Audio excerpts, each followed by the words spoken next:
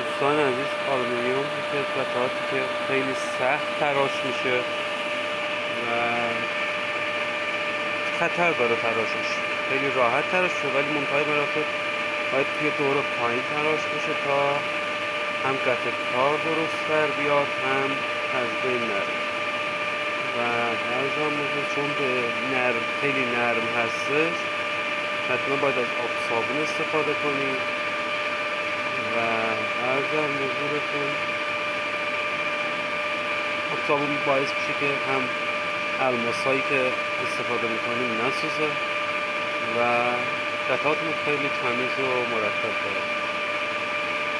این یه شافت میلگرد کامل بود، اگر توجه کنید یه میلگرد کامل که ما این میلگرد رو تبدیل به لوله کردیم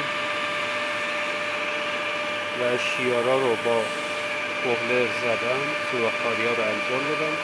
حالا دارم داخل تراشی میکنم و از همدیگه جدا میخوام بکنم، دونه به دونه مثل همینا میخوام بشه. در از 20 سانتی متر برای آبگرد پمپ‌های 8x6 و 6x4.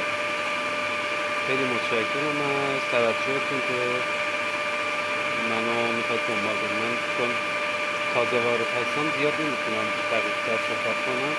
شده دفعات بعد با کمک و حمایت شما عزیزان ممنون میشم حمایتم کنید تا کسب و کارم رو رونق آورده بشه. مرسی.